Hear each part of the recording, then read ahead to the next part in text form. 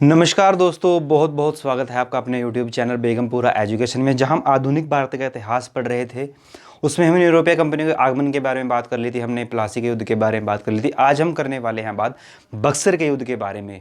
हम जानेंगे कि युद्ध क्यों हुआ, किस किस के बीच हुआ, क्या क्या परिणाम रहे इसके, कौन कौन से इसमें किरदार हैं। बस आप वीडियो को शुरू से लेकर अंत तक देखिएगा, हमारे साथ बने रहिएगा अंत तक। और ये जो टॉपिक है ना दोस्तों, हर एग्ज़ाम के लिए इंपॉर्टेंट है। हर एग्ज़ाम में इससे जो क्वेश्चन बनेंगे वो आपके बिल्कुल भी छूटने वाले नहीं है। बस यहाँ आप हमारे साथ वीडियो को अंत तक ज़रूर देखें। हम चीज़ों को यहाँ समझेंगे, रटेंगे नहीं, क्योंकि रटने में दोस्तों आपका टाइम ख़राब होता है और समझने में से आपका बहुत फ़ायदा होता है, क्योंकि चीज़ें यहाँ आपको लंबे समय तक याद रहती हैं। तो चलिए शुरू करते हैं। तो जैसा कि आपको पता है कि इतिहास में बहुत महत्वपूर्ण घटनाएं होती हैं, जो इतिहास को वैचारिक पक्ष से, सामाजिक पक्ष से, राजनीतिक पक्ष से और ही बहुत अन्य तरीक़ों से जो है उस समय को प्रभावित करती हैं। तो अपने आप में बहुत जो है इतिहास बन जाती हैं।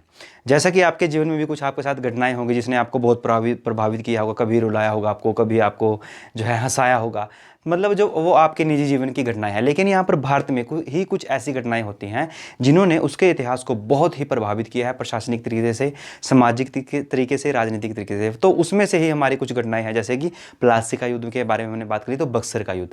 तो बक्सर के युद्ध से आज जो है एक रास्ता साफ हो जाएगा कि अब जो है भारत में सिर्फ कौन स्थापित करने वाले हैं अपनी सत्ता? अंग्रेजों की आज भारत में पूरी तरह से प्रशासनिक सत्ता स्थापित हो जाए, क्योंकि आज उनके अधीन एक बंगाल आने वाला है। वो बंगाल को एक सोने के चिड़िया से कंगाल चिड़िया बनाने वाले हैं। कौन? अंग्रेज। हम जानेंगे कि कैसे यूरोपियों ने भारत में अपनी एक नीति चलाकर बंगाल को एक कंगाल बना दिया। तो चलिए शुरू करते हैं। तो सबसे पहले हम जानेंगे कि बक्सर आखिर है क्या चीज़ है। बहुत सारे दोस्तों को पता भी नहीं होगा ना, क्योंकि हम चीज़ों को दोस्तों बहुत ही जो है जीरो से शुरू करेंगे। जिसने कभी इतिहास पढ़ा भी नहीं होगा ना बक्सर के युद्ध के बारे में, वो भी आज जान जाएगा कि बक्सर का युद्ध है क्या था, किस किस के बीच हुआ। देखो, बक्सर जो है ना दोस्तों, बक्सर सबसे पहले एक जगह है। ये कहाँ पड़ती है हमारी? ये पड़ती है हमारी उस समय के बिहार में।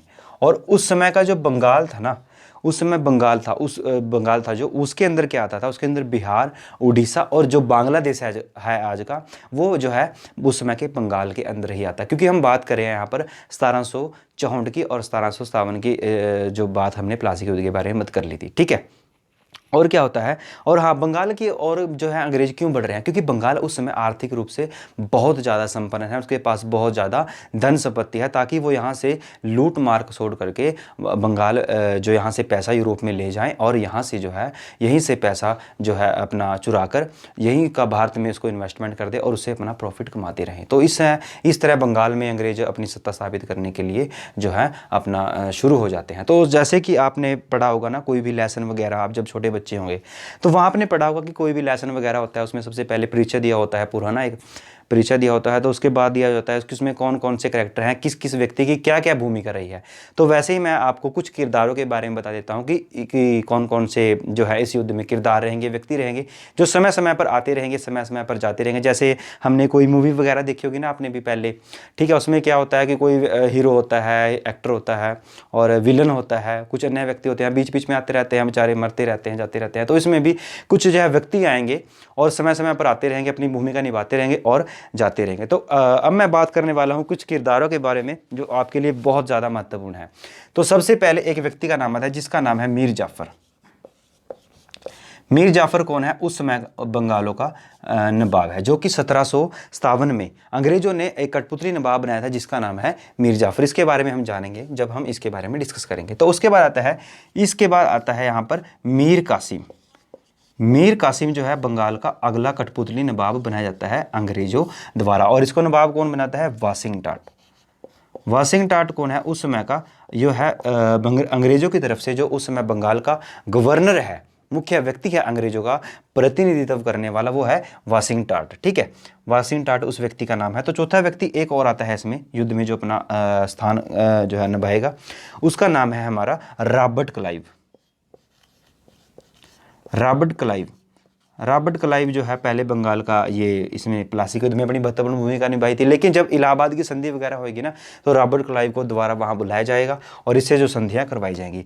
और पांचवें जो हमारे छठे जो हैं वो बहुत ही महत्वपूर्ण व्यक्ति हैं। एक का नाम है हमारे मुगल बादशाह शाह आलम द्वितीय, जो उस समय पूरे भारत के मुगल बादशाह थे। शाह आलम द्वितीय। और एक नाम आता है हमारे सबसे अंत में सिजाउद्दौला। सिजाउद्दौला उस समय अवध का नवाब है, जिसके साथ हमारे जो है अपने मीर कासिम जिनके पास पहुंचेंगे अंग्रेजों के विरुद्ध बक्सर का युद्ध लड़ने के लिए। और एक नाम आता है हमारे हेक्टर मुनरो का।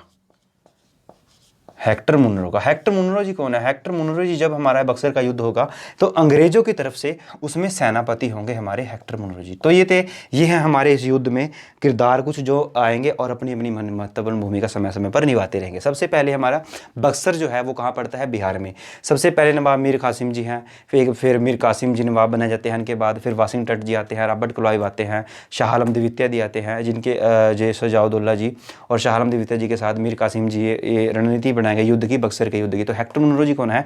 हेक्टर मुनरो वह व्यक्ति है जो बक्सर का युद्ध होगा ना हमारा, ठीक है, तो उसमें ये अंग्रेजों की तरफ से सेनापति होंगे, अंग्रेजों को जो कमांड देंगे कि चलो जाओ युद्ध लड़ो, ठीक है। तो अपने ये व्यक्ति हैं, इसमें कुछ जो है किरदार है, ये समय समय पर आते रहेंगे और अपनी अपनी भूमिका निभाते रहेंगे। तो ये थे कुछ व्यक्ति, क्योंकि हम चीज़ों को दोस्तों समझ रहे हैं, चीज़ों को रट नहीं रहे हैं, इसलिए हम वीडियो को थोड़ा लंबा ले जाएंगे ताकि आपको दोबारा ये बक्सर के युद्ध में पढ़ने की जरूरत ना पड़े। और आप जो है जब ये आज का हमारा वीडियो देख लेंगे ना, तो आप जब ये 4 व्यक्तियों में बात भी करेंगे बक्सर के युद्ध के बारे में, तो आप उसको पूरी डिटेल में समझा दोगे कि बक्सर का युद्ध तो ये है। तो चलिए शुरू करते हैं।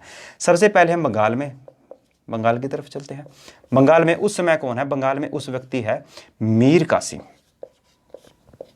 मीर कासिम कौन है? उस समय बंगाल का नवाब है, वो भी एक कठपुतली नवाब है दोस्तों। क्यों है मैं आपको भी बता देना चाहता हूँ।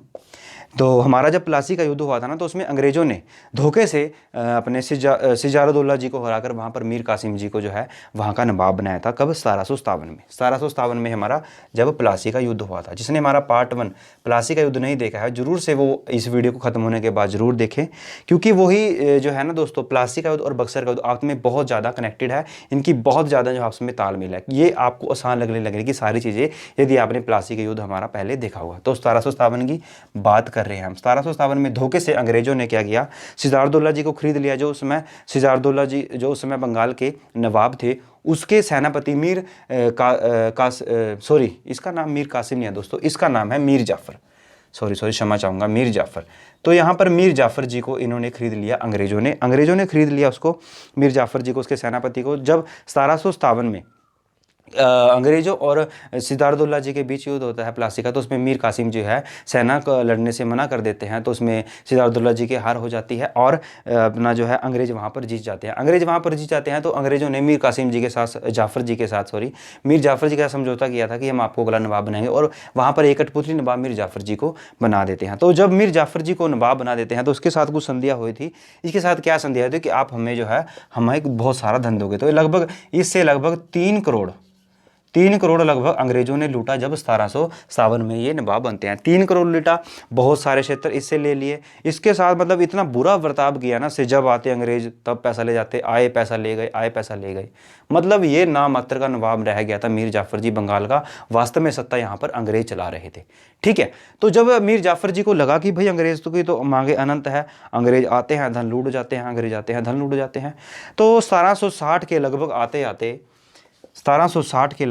आते बंगाल की स्थिति थी जो इतनी दयनीय हो गई थी ना, मतलब यहाँ पर अकाल सा पड़ गया था एक तरह का ना, व्यक्ति भूखे मर रहे थे, प्रजा में पैसा नहीं था। तो राजा क्या करेगा? मीर जाफर जी क्या करें? क्योंकि अंग्रेजों ने सारा लूट लिया था और अंग्रेज इतने लालची हो गए थे ना भाई, जब आते मीर जाफर जी को कहते भाई दो धन, क्योंकि जिसको धन देना पड़ेगा, क्योंकि ये है कठपुतली नवाब बनाया हुआ, किसके द्वारा? अंग्रेजों के द्वारा, ठीक है।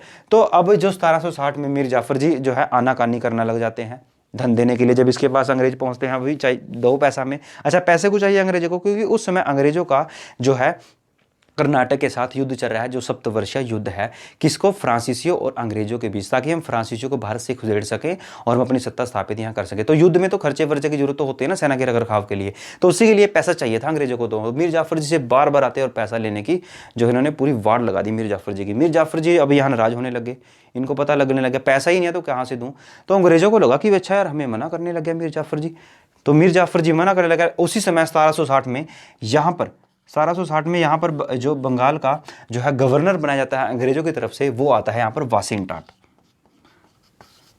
वासिंग टाट जी जब बंगाल में पहुंचते हैं तो पूरी बात का जायजा लेते हैं कि हमारे द्वारा कठपुतली नवाब बनाया गया था मीर जाफर जी को, हमें पैसे वगैरह नहीं दे रहा।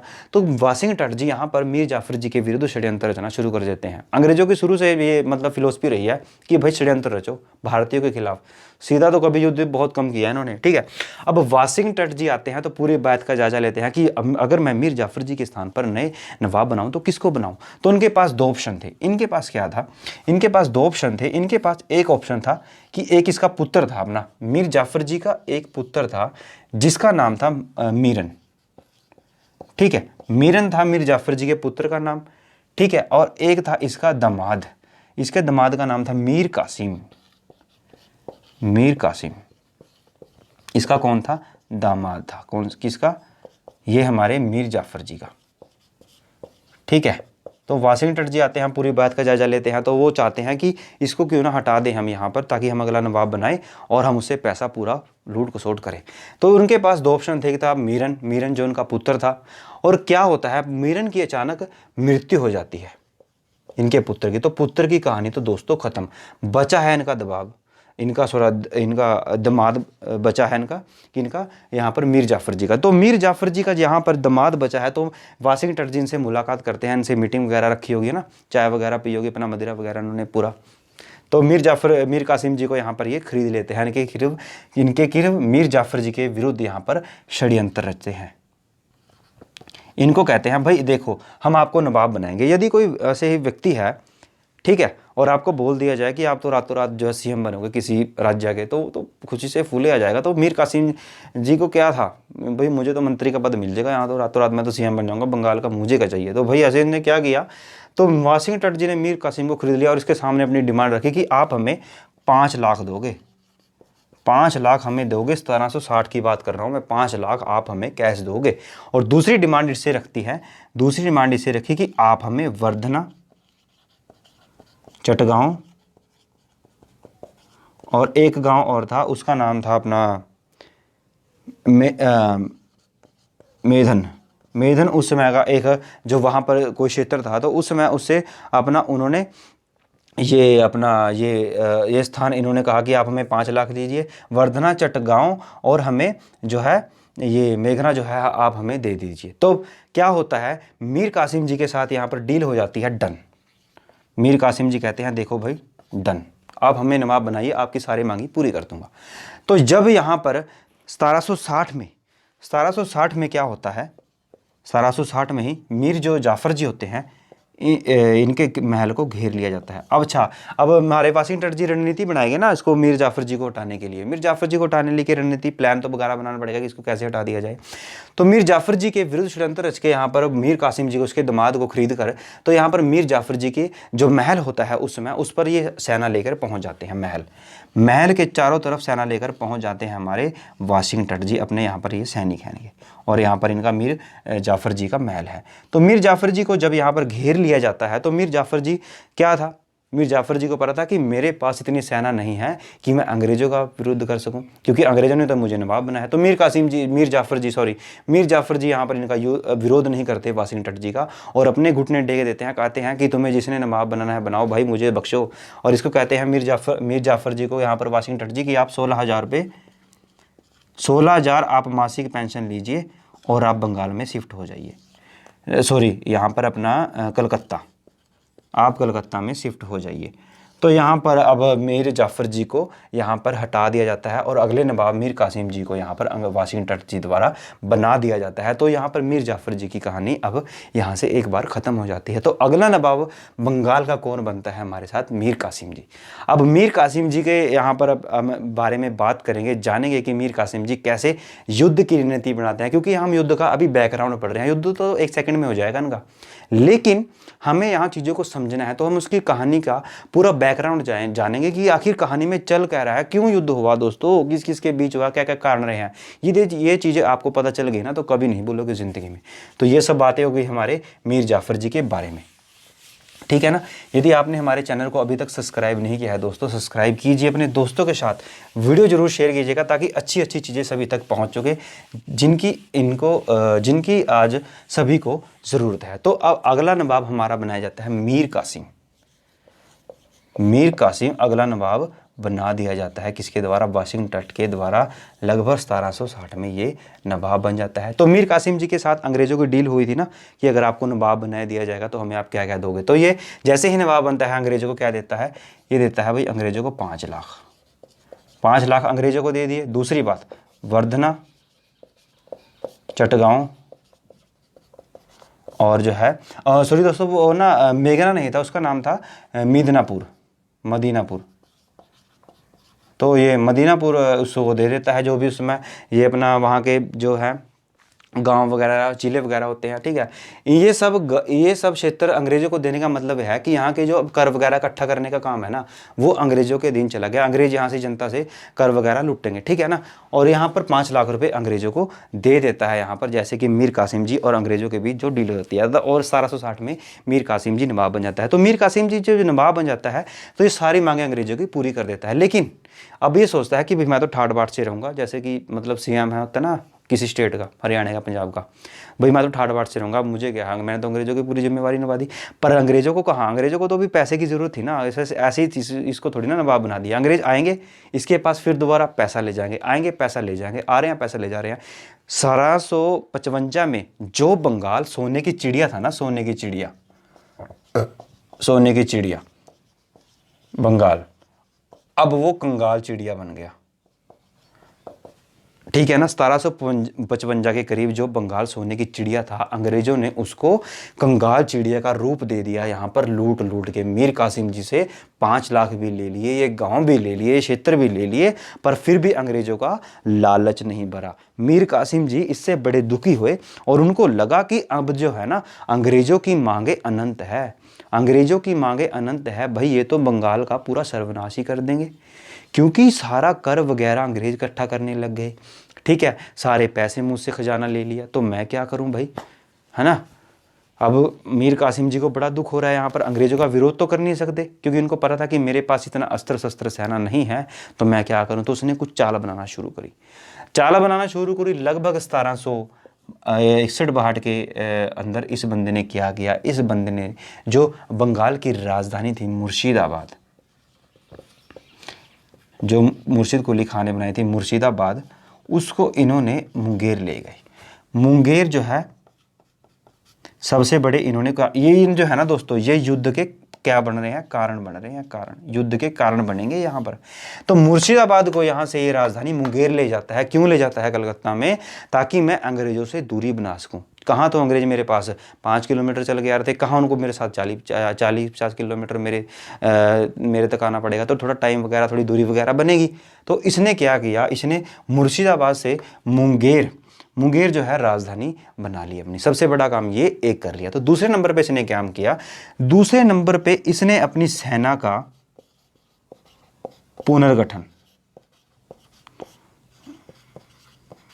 इसने अपनी सेना का पुनर्गठन करना शुरू कर दिया। इसने अपनी सेना का पुनर्गठन करने शुरू का मतलब क्या है कि इसने अपनी सेना को यूरोपीय पद्धति पर जो है ट्रेन करना शुरू कर दिया, ताकि अगर मेरी अंग्रेजों के साथ थोड़ी बहुत ही झड़प पड़प भी होती है तो मैं अंग्रेजों का सामना कर सकूं।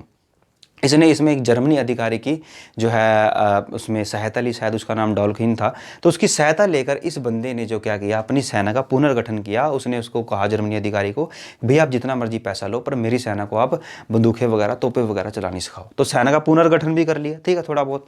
तो तीसरा काम करता है जमींदारों पर नियंत्रण। जमींदारों पर नियंत्रण, तो इन जमींदारों पर नियंत्रण से भी यहाँ क्यों कर रहा है, क्योंकि उस समय जो रिवेन्यू का, कर वगैरह इकट्ठा करने का काम है वो कौन करते थे, जमींदार। जमींदार जो है मीर कासिम जी को कर को देने के लिए आनाकानी करना शुरू कर देते हैं। क्यों कर देते हैं? क्योंकि इनको पता है कि हम जितना मर्जी कर दे दें मीर कासिम जी को, ये तो भाई अंग्रेजों का कठपुतली नवाब है, अंग्रेजों की भलाई के लिए कार्य करेगा और अंग्रेजों को सारा पैसा हमारा दे देगा। तो अंग्रेजों को जो है सॉरी मीर कासिम जो जमींदार थे उस समय वहाँ के बंगाल के, तो उन्होंने मीर कासिम जी को धन वगैरह देने के लिए मना कर दिया। और मना करने पर क्यों किया, इसके भी कुछ कारण थे। क्योंकि जो है मीर कासिम जी यहाँ पर बिका हुआ नवाब था अंग्रेजों का, वो सोचते थे कि सारा पैसा ये तो अंग्रेजों को दे देगा। अब मीर कासिम जी को धन तो चाहिए था, इस बंदे ने उनके साथ थोड़ी बहुत ही जबरदस्ती करना शुरू कर दी। तो जबरदस्ती जब शुरू करना शुरू की थी, एक बंदा था राम नारायण। उस समय का बहुत अच्छा ज़िम्मेदार था, बड़ा ज़िम्मेदार था ये, ठीक है। और इस बंदे ने क्या किया, मीर कासिम जी ने उसके ऊपर जो है उसको फोर्स करना शुरू कर दिया कि आओ भाई मेरी बातें मानो, मुझे पैसा दो। तो उसे बंदे ने राम नारायण की बातें नहीं मारी और राम नारायण जी की यहाँ पर मृत्यु हो जाती है और सारे ज़मींदार कहाँ पर मीर कासिम जी के विरुद्ध हो जाते हैं कि भाई आपने तो जो है हमारे मेजोरिटी के, हमारे जो है ग्रुप के बंदे की हत्या कर दी, जमींदार की, राम नारायण की। कहाँ तो उनको बस में करने चला था और कहाँ इनको अपने विरुद्ध कर लिया था। जो थोड़ा बहुत पैसा दे रहे थे वो भी देना बंद कर दिया। मीर कासिम जी को हालत और ख़राब हो गई, ठीक है ना। बेचारे के आगे तो कांटे आ ही रहे हैं, ठीक है। और चौथी बात जो क्या होती है, सबसे महत्वपूर्ण बात होती है जो इस युद्ध में जो है एक कांटे का काम करेगी, वो क्या है, दस्तक का विरोध। दस्तक का विरोध। अब आप पूछोगे कि दस्तक क्या है, मैंने आपको बहुत बार बताया है बाकी वीडियो में, लेकिन मैं फिर भी बता देता हूँ कि 1717 में हमारे यहाँ बंगाल में एक नवाब होते हैं, एक मुगल होते हैं, उनका नाम था हमारे फर्रुखशियार उनका नाम था। तो उस बंदे को ना, जैसे टांग वगैरह पे किताबों में लिखा गया कि फोड़ा वगैरह हो गया था, कोई बीमारी वगैरह उसे हो गई थी।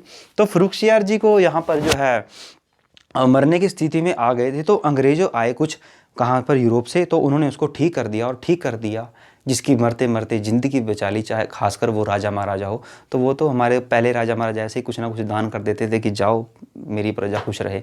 तो जिस बंदे ने मरते मरते बचाया, तो उसने सबसे बड़ी गलती क्या कर दी, इसने कहा कि आप भाई अंग्रेज़ जो है ना, मुझे सिर्फ 5,000 रुपये दे दिया करो तुम वर्षी के, और आप बंगाल में कर मुक्त व्यापार करो, और 10,000 मुझे आप सूरत के दो, वहाँ पे आप कर मुक्त व्यापार करो। सिर्फ 5,000 में इस बंदे ने अंग्रेज़ों को बोल दिया कि बंगाल में कर देने की ज़रूरत नहीं है, आओ अपना सामान बेचो और यहाँ से भी कुछ भी ले जाओ, आपको कर देने की ज़रूरत नहीं पड़ेगी। आज तो भाई हर चीज़ पे कर देना पड़ता है। तो 5,000 में पूरे बंगाल का इसने सौंप दिया अंग्रेज़ों को। तो भाई शेर के मुंह में खून लग चुका है। अब जब जब इसका विरोध होगा तब तब अंग्रेज़ों की नब्ज दबेगी। तो यहाँ पर दस्तक का विरोध करने के लिए मीर कासिम जी अंग्रेज़ों के पास गए। अंग्रेज़ों को कहा देखो भाई बात ऐसे है, आपने जो दस्तक हमारे यहाँ मुगलों ने जारी किया था, तो थोड़ा बहुत ना हमें कर वगैरह दे दिया करो। अंग्रेज़ों को गुस्सा आया। अंग्रेज़ों ने कहा भाई हम कैसे कर दे दें, हमने तो तुम्हें कठपुतली नवाब बनाया, हमारी बिल्ली हमें म्याऊं। तो यहाँ पर अंग्रेज बड़े गुस्सा हो जाते हैं। चलो ठीक है, मीर कासिम जी बेचारे दुखी हो जाते हैं, लेकिन फिर दिमाग लगाते हैं। उसने कहा कि दस्तक है क्यों है, दस्तक तो भाई सिर्फ क्या है, अंग्रेज़ों को कर देना पड़ रहा है, और भारतीय अंग्रेज़ों को कर नहीं देना पड़ता, लेकिन भारतीय हैं जो हमारे, वो कर वगैरह दे रहे हैं। तो उसने बंदे ने क्या काम किया, इस बंदे ने 2 बड़े काम किए। इस बंदे ने कहा कि भारतीयों को, जब उस समय जो बंगाल था ना, बंगाल में जो व्यक्ति थे, जो हमारे यहाँ की जनता थी, उसको कहा कि तुम्हें भी कर देने की ज़रूरत नहीं है, तुम्हें कर देने की ज़रूरत नहीं है, ठीक है। उसने क्या किया, अंग्रेज़ों भी यहाँ पर कर मुक्त व्यापार करे थे और अपनी प्रजा को भी बोल दिया कि तुम भी यहाँ पर कर ना दो। अंग्रेज़ों को इससे बड़ा दुखी हुए, अंग्रेज़ों को इससे बहुत हृदय में उनकी हानि हुई। उनको लगा कि ये व्यक्ति हमारे समान आ जाएंगे, क्योंकि अंग्रेज अच्छी स्थिति में क्यों थे उस समय बंगाल में, क्योंकि उनको कर देना नहीं पड़ता था। अब जब सभी को कर देने से मना कर दिया तो सभी बराबर हो जाएंगे ना, सभी छोटे बड़े सभी बराबर हो जाएंगे ना। तो उससे अंग्रेज़ों को बड़ा दुख हुआ। अंग्रेज़ों ने कहा अच्छा ये काम करेगा तू हमारी, ये इसने अंग्रेज़ों की नब्ज़ दाब दी, जो है ना, अंग्रेज़ों को गल से पकड़ लिया इस बंदे ने ये काम करके कि तुम भी कर मुक्त व्यापार करो, यानी कि दस्तक का विरोध कर दिया। दस्तक का विरोध जिसने यहाँ पर अपनी महत्वपूर्ण भूमिका निभाई है बक्सर के युद्ध में, दस्तक के विरोध ने। अंग्रेज़ों ने दस्तक का जब इसको कहा कि मीर कासिम जी को ये तुमने क्या कर दिया, हाय राम, तो क्या होता है उसके बाद, मीर कासिम जी और अंग्रेज़ों के बीच यहाँ पर द्वेष शुरू हो जाते हैं, वैर विरोध शुरू हो जाता है। 1 मिनट सॉरी दोस्तों, पानी पी लेता हूँ। तो अंग्रेज़ों के बीच और मीर कासिम जी के बीच जो है यहाँ पर लड़ाइयाँ वगैरह हो जानी शुरू हो जाती हैं। और 1763 में मीर कासिम जी अपनी जान बचाकर हवाई फुर्रा हो जाते हैं बंगाल से, ठीक है। अब मीर कासिम जी बंगाल से चले जाते हैं 1763 में। और क्या होता है, 1763 में मीर कासिम जी बंगाल से चले जाते हैं। तो कहीं ना कहीं तो जाएगा ना व्यक्ति, मीर कासिम जी सॉरी ये अपना जो हमारा कासिम है, मीर कासिम बंगाल से चले जाते हैं, ठीक है। और यहाँ पर अब नवाब का जो पद है वो खाली है, नवाब का पद खाली है। और नवाब के पद जो खाली है इसको भरने के लिए दोबारा से बुलाया जाता है मीर जाफ़र को, जिसको जो है इन्होंने 16,000 रुपये पेंशन देकर कलकत्ता में भेजा था कि तुम्हें कहा कि तुम दोबारा और बंगाल के नवाब बनो। इस बंदे को बिल्कुल भी जो है परवाह नहीं है। पहले भी अंग्रेज़ों ने इसका अपमान किया था, इसको हटा दिया था, फिर दोबारा पद पे बुला लिया। आ जाता है तो बंगाल का नया नवाब कौन बन जाता है यहाँ पर? मीर जाफ़र। और अब हमारे बसते हैं मीर कासिम। मीर कासिम जी बेचारे दुखी थे, दुखी होकर कहाँ पर पहुँचे? ये अवध के पास पहुँचे, अवध पहुँचे। उस समय अवध का नवाब था सिजाउद्दौला, जो प्लासी में युद्ध के प्लासी का युद्ध जिसके भी साथ हुआ था ना, अपना अंग्रेज़ों का षड्यंत्र था जो अपना, वो थे हमारे सिजाउद्दौला और ये हैं हमारे सिजाउद्दौला। दोनों में डिफरेंस समझिएगा दोस्तों। सिजाउद्दौला, सिजाउद्दौला। तो सर आपके दिमाग में क्वेश्चन आना चाहिए कि सिजाउद्दौला जी के पास क्यों पहुँचे? सिजाउद्दौला जी के पास पहुँचे, भाई देखो बात ऐसे है सिजाउद्दौला जी, अब अवध के नवाब हैं पर कुछ समय तक। सिजाउद्दौला जी कहता क्यों? क्योंकि भाई अंग्रेज़ों ने तो बंगाल में पूरी मतलब धूल चक दिया, मुझे हटा दिया और अंग्रेज़ों को ऐसे ऐसे से लूट रहे हैं। यदि तुम्हें अपना पद बचाना है तो तुम्हें जो है अंग्रेज़ों के विरुद्ध लड़ाई करनी होगी। सिजाउद्दौला जी के बेचारे पैर खिंच गए धरती से, ये भी डर गए। तो उसने बुलाया मुग़ल बादशाह जी को, मुग़ल बादशाह शाह आलम द्वितीय, शाह आलम द्वितीय, जो उस समय क्या थे? उस समय दोस्तों ये थे मुग़ल बादशाह, पूरे भारत के मुग़ल बादशाह। ठीक है, यानी कि अगर मैं कहूँ कि अवध के जो है आपको सीएम मान लो और इसको आप पूरे देश का पीएम मान लो आज की डेट में। ठीक है, ये मैं आपको एग्जांपल दे रहा हूँ। ठीक है, तो शाह आलम द्वितीय सिजाउद्दौला जी, और यहाँ पर एक कौन आ गए हमारे, इनके साथ कौन है हमारे? मीर कासिम। मीर कासिम जी यहाँ पर इनके साथ बैठे हैं, मीटिंग हो रही है, कुर्सियाँ वगैरह लगी हुई हैं, बीच में मेज़ वगैरह रखा हुआ है, चाय वगैरह पी रहे हैं, मदिरा वगैरह पी रहे हैं, पूरे ठाट बाट से। यहाँ पर मीर कासिम जी को शाह आलम द्वितीय और सिजाउद्दौला जी को कहते हैं कि यदि आपको अपनी सत्ता बचानी है, अपने पैर बचाने हैं बंगाल बिहार में, तो हमें अंग्रेज़ों का विरोध करना होगा। और विरोध भी कैसे करना होगा? सिर्फ इसका एक जो है हल है हमारे पास। वो क्या है इसका हल? युद्ध। युद्ध इसका जो है एक ही हल है, अंग्रेज़ों को यहाँ से हटाने का, यहाँ से भगाने का। कर दिया षड्यंत्र शुरू अंग्रेज़ों के विरुद्ध इसने, पर इन्होंने क्या किया? इन्होंने सेना पे बहुत ज़्यादा काम नहीं किया, चल दिया ऐसे ही युद्ध करने के लिए। सेना को तो ट्रेंड कर लो ना भाई, तुम्हारी सेना कहाँ है? उनकी सेना के पास बंदूकें हैं, तोपें हैं, रुपया प्रति पर आधारित है, लेकिन इनकी सेना जो है संख्या में ज़्यादा तो होगी, बक्सर के युद्ध में भी जो भी बात करने वाले हैं, लेकिन ज़्यादा ट्रेंड नहीं है, तो इसलिए थोड़े बेचारे हार जाते हैं। ठीक है, तो बात आती है अब 22 अक्टूबर 1764 की। बहुत डेट बहुत ज़्यादा महत्वपूर्ण है कि बक्सर का युद्ध कब हुआ था दोस्तों? ये हुआ था हमारा 22 अक्टूबर 1764। कहाँ पर हुआ था? बक्सर नामक स्थान पर, जो हमारा बिहार में पड़ता था उस समय।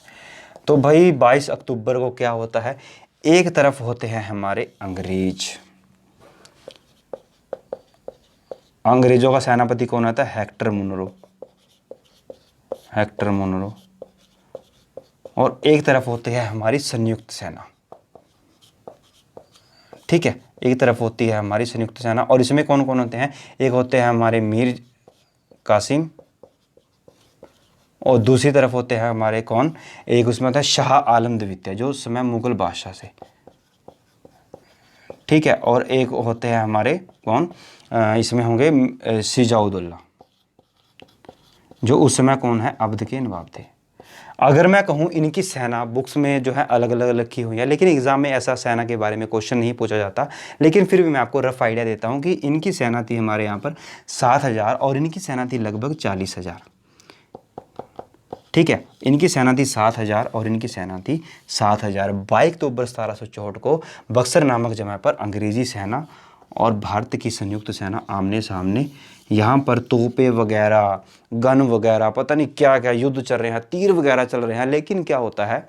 निश्चित तौर पर अंग्रेज़ों का तीर जाकर संयुक्त सेना को लग जाता है और इनकी यहाँ पर हार निश्चित हो जाती है। हार हो जाती है कहाँ पर? बक्सर में संयुक्त सेना की हार हो जाती है बक्सर के युद्ध में, और अंग्रेज यहाँ पर जीत जाते हैं। अंग्रेज़ों का अब स्टैंप लग चुकी है भारत में कि अब अंग्रेज ही हैं जो भारत में अपनी सत्ता स्थापित करने वाले हैं। ठीक है ना, ये डिसाइड हो जाएगा कि आज से जो भारत जो है ना एक गुलाम देश बनने वाला है। बड़े दुख की बात है। तो क्या होता है इसमें अब युद्ध होगा तो कोई ना कोई बात होती है, लड़ाई वगैरह होती है आपके, सॉरी वैसे होना नहीं चाहिए ऐसा, जब भी लड़ाई वगैरह आपने देखी होगी तो उसमें बाद में कुछ परिणाम होते हैं, युद्ध के परिणाम होते हैं, लड़ाई के परिणाम होते हैं। क्या होता है, तो उनमें कॉम्प्रोमाइज़ होता है, कुछ जो है उनमें फैसले होते हैं। तो इनमें भी कुछ युद्ध के बाद कुछ फैसले हो गए, जिसको हम इलाहाबाद की संधि के नाम से भी जाने जाते हैं। मोस्ट इंपॉर्टेंट है इस युद्ध के क्या परिणाम रहे हैं, क्या परिणाम रहे हैं दोस्तों। इस युद्ध का सबसे पहला परिणाम क्या रहा है, हमारे जो मीर कासिम जी हैं, मीर कासिम जी जो है, कहा जाता है कि इस युद्ध से भाग जाते हैं, कहा जाता है कि पैसा वैसा लेकर भाग जाते हैं और उनकी 1777 में इनकी मृत्यु हो जाती है। और यहाँ पर जो है हमारे मीर कासिम जी की कहानी ख़त्म। युद्ध की रणनीति बनाई, खुद ही भाग गया और फंसा गया किनको, शाह आलम द्वितीय को, सिजाउद्दौला जी को, जिनकी तरफ अभी अंग्रेज इनकी तरफ बेचारों की तरफ पहुंचे भी नहीं थे, इनको फंसवा दिया यहाँ पर। तो यहाँ पर सबसे पहले बजाया जाता है शाह आलम द्वितीय जी को। शाह आलम द्वितीय जी को इलाहाबाद में बुलाया जाता है, इसलिए इसको इलाहाबाद की संधि के नाम से भी जान जाते हैं। इलाहाबाद की जो है पहली संधि होती है हमारे किसके साथ, जो है शाह आलम द्वितीय। कब होती है, ये होती है हमारी दोस्तों 12 अगस्त 1765 में, इलाहाबाद नामक स्थान पर। तो जब संधि होती है हमारे शाह आलम द्वितीय के साथ, तो क्या होता है, उस संधि में कुछ बातें होती हैं, कुछ हस्तक्षेप होते हैं, कुछ कॉम्प्रोमाइज़ की जाती है, कुछ उनको जो है गुलाम बनाने के लिए कुछ विचार दिए जाते हैं। तो उसमें क्या होता है, सबसे पहला इसमें एक काम होता है, शाह आलम द्वितीय जी को बोला जाता है कि देखो भाई बात ऐसे है कि आपका जो पूरे भारत के जो है बादशाह हो, आपने हमारे साथ क्यों लड़ाई लड़ी, आप क्यों आए युद्ध में, हमने आपको छेड़ा था। तो भाई बेचारे शाह आलम द्वितीय जी क्या बोलते, हार चुके थे। तो इसको क्या बोला जाता है कि आप हमें बंगाल, पूरा बंगाल, अवध, उड़ीसा, इसकी जो है हमें दीवानी सौंप दीजिए। दीवानी मतलब कर वगैरह, पैसे वगैरह इकट्ठा करने का काम सारा इसने अंग्रेज़ों ने शाह आलम द्वितीय से। ये वो दीवाना नहीं है, दीवाना में तो वो दीवाना नहीं है, दीवाने का मतलब क्या है, यहाँ पर कर वगैरह इकट्ठा करने का सारा काम कहाँ पर, यहाँ पर कि इनको अंग्रेज़ों को मिल जाता है। और शाह आलम द्वितीय जी के साथ जो सबसे बड़ी घटना होती है, जिसको वो एग्ज़ाम में मोस्ट इंपॉर्टेंट है, इनको जो है पेंशनर बनाया जाता है। पेंशनर मतलब इनको 25 लाख रुपए दे देते हैं ये वार्षिक के। कहा जाता है कि आप हमारे रास्ते में कभी भी मत आना। तो ये क्वेश्चन बनता है एग्ज़ाम में बहुत बार मेरे हिसाब से कि अंग्रेज़ों द्वारा बनाया गया सबसे प्रथम पेंशनर कौन था। तो वो कौन था, हमारा शाह आलम द्वितीय, जो उस समय मुग़ल बादशाह था। कब बनाया गया था, तो ये हमारा बनाया गया था 12 अगस्त 1765 को इलाहाबाद की संधि में। इलाहाबाद की संधि क्यों हुई थी, क्योंकि हमारा बक्सर का युद्ध हुआ था। बक्सर का युद्ध किसके बीच हुआ था, अंग्रेज़ों के बीच हुआ था और संयुक्त सेना के बीच। संयुक्त सेना में कौन कौन थे, मीर जाफ़र थे, शाह आलम द्वितीय थे, सिजाउद्दौला थे।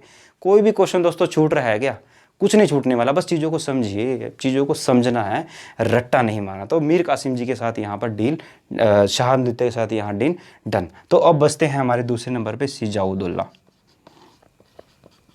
सिजाउद्दौला जी को बुलाया जाता है, भाई इस बंदे को बुलाया दिया। इस बंदे को कब बुलाया जाता है इलाहाबाद में, इस बंदे को कहा जाता है कि आप 16 अगस्त को आओ 1765 को, ठीक है। इलाहाबाद की दूसरी संधि किसके साथ होती है, शाह सिजाउद्दौला जी के साथ, जो समय अवध के नवाब थे। क्योंकि इसके साथ संधि क्यों हो रहा है, क्योंकि इसने युद्ध में भाग लिया था, अंग्रेजों के खिलाफ षड्यंत्र रचा था, हार गए थे, तो इसलिए सिजाउद्दौला जी के साथ यहाँ संधि है। इसको कहा जाता है कि आप हमें इलाहाबाद और चटगांव, इलाहाबाद चटगांव, जो चटगांव के आसपास का क्षेत्र था उस समय, जो भी सिजाउद्दौला जी के साथ अवध के जो भी इसके अंदर कुछ इलाके थे, तो उन्होंने कहा कि यहाँ का हमें जो दीवानी कर वगैरह इकट्ठा करने का जो काम है वो हमें दे दीजिए। तो अब तो सिजाउद्दौला जी हारे हुए व्यक्ति थे, इनको क्या था, इनको मना थोड़ी ना किया जाता इनको, तो इनको करना पड़ता, नहीं तो ख़त्म, ठीक है। तो दूसरी बात क्या होती है, दूसरी बात इनको क्या कहा जाता है कि आप जो है ना, हमारे जो है आपने विरोध किया था उसमें, सॉरी आपने हमारा विरोध किया था ना तो सेना में, तो आपको एक काम करना पड़ेगा, सिजाउद्दौला जी को बात माननी पड़ेगी। तो इस बंदे को इन्होंने कहा कि आपको अपने खर्चे पर, यानी कि नवाब के खर्चे पर सेना रखनी पड़ेगी, हमारी अंग्रेज़ों की सेना रखनी पड़ेगी इसको। अब मैं कहूँ कि मेरे घर में 50 रिश्तेदार हैं, रहेंगे मेरे घर में, गुण मेरे गाएंगे, पर खर्चा उनको आप उठाओगे, कितनी बुरी बात है। वही बात अंग्रेज़ों ने यहाँ पर सिजाउद्दौला जी के साथ की। सिजाउद्दौला जी ने को कहा कि भाई आपके यहाँ हमारी सेना रहेगी और आपको जो है उसका खर्च वगैरह उठाना पड़ेगा। सिराजुद्दौला जी यहाँ मना कर पाते, नहीं मना किया और उसको माननी पड़ी बात, क्योंकि युद्ध में कूदे थे ना, और मीर कासिम जी तो धोखा देकर भाग गए। तो तीसरा सबसे बड़ा काम होता है, तीसरा इनको क्या कहा जाता है भाई, देखो बात ऐसे है, आपको जो है चुनार का किला होता है उस समय सिराजुद्दौला जी का बहुत महत्वपूर्ण चुनार का किला, ये अंग्रेजों ने इससे छीन लिया था। तो ये थे दोस्तों युद्ध के परिणाम। युद्ध हुआ किस किस के बीच हुआ। अब आप कहेंगे भाई आप तो हमें यहाँ पर घुमा रहे हैं अपना, है ना, इलाहाबाद में, तो भाई बंगाल का क्या बना, बंगाल की तरफ ले चलते हैं आपको। बंगाल में क्या हुआ, बंगाल में, अब बंगाल की तरफ ले चलते हैं, बस ख़त्म होने वाला है हमारा युद्ध। बंगाल में क्या होता है, मीर जाफ़र जी जो नवाब बनाए गए थे 1763 में, इनकी मृत्यु हो जाती है दोस्तों अपना 1765 में। 1765 में इनकी मृत्यु हो जाने के बाद अगला कठपुतली जो नवाब होता है अंग्रेज़ों का, वो होता है निज़ाम-उद-दौला। निज़ाम-उद-दौला जो है अगला नवाब बनाया जाता है। तो ये अब दोस्तों 1765 में नवाब बनाया जाता है। आगे कब तक रहेगा इसके बाद हम डिस्कस करेंगे। बंगाल की द्वैध शासन प्रणाली, बंगाल का काला कानून जिसे कहा जाता है, इसके अगले पार्ट में, ठीक है। तो ये था हमारा बक्सर का युद्ध। हमने जाना कि युद्ध किस किस के बीच हुआ, क्यों हुआ। दोस्तों चीज़ों को आप रटिएगा नहीं, चीज़ों को समझिएगा, क्योंकि ये वीडियो थोड़ी लंबी इसलिए है क्योंकि हमने आपको सारा चीज़ समझाई है। क्योंकि रटवाने वाला दोस्तों काम हमने नहीं करना है, उसमें क्या होता है दोस्तों, टाइम खराब होता है बस, और कुछ नहीं होता। चीज़ें थोड़े समय के लिए आपको याद तो हो जाएंगी, पर आप उसका रटने का कुछ फ़ायदा नहीं है। क्योंकि इतिहास को दोस्तों आप समझो, आप युद्ध की पढ़ रहे हैं क्योंकि इससे आप कुछ सीख ले सको, आप भविष्य में कुछ कर सको। तो इसलिए आप जो है एग्ज़ाम क्लियर करने जा रहे हैं, आप गवर्नमेंट एम्प्लॉयज़ बनना जा रहे हैं, तो आपको युद्ध इसलिए पढ़ाए जाते हैं ताकि आप वहाँ रहकर जो है अपनी कठिनाइयों से निपटने के लिए आप पहले से ही तैयार रहें। तो चीज़ों को समझिएगा, युद्ध किस किस के बीच हुआ, क्यों हुई इलाहाबाद की संधि, ये सारी चीज़ों के चाहे आप नोट्स बनाइए। पर मैं कहूँगा कि युद्ध आप ये वीडियो देखने के बाद बुक्स वगैरह ज़रूर पढ़िए, क्योंकि बुक्स में ना चीज़ें बहुत कठिन लिखी हुई हैं दोस्तों। शायद आप बुक्स को उठाओ और बंद कर दोगे। आप मेरी वीडियो को देखने के बाद बुक पढ़ के देख लेना कि उसमें कितनी मुश्किल से लिखा हुआ है। बहुत मेहनत करके आपके लिए वीडियो बनाई है। और आप वीडियो को दोस्तों, बड़ा दुख होता है जब मतलब इतने लाइक भी नहीं आते, शेयर भी नहीं आते, है ना। तो आप जो वीडियो को ज़्यादा शेयर कीजिए, लाइक कीजिए, कमेंट कीजिए, और ये जो चीज़ें हैं इसको अपने दोस्तों के साथ डिस्कस ज़रूर से कीजिएगा। हमारे साथ बने रहिएगा। हम अगली वीडियो में चर्चा करेंगे इसके अगले पार्ट की, यानी कि द्वैध शासन प्रणाली की, अपने 1757 की क्रांति की सारी चीज़ें समझेंगे। कांग्रेस कब आई, क्यों आई, किसने बनाई थी, सारी चीज़ डिस्कस करने वाले हैं। पर स्टेप बाय स्टेप यहाँ पर चलेंगे। ठीक है दोस्तों, धन्यवाद। आपका समय शुभ रहे।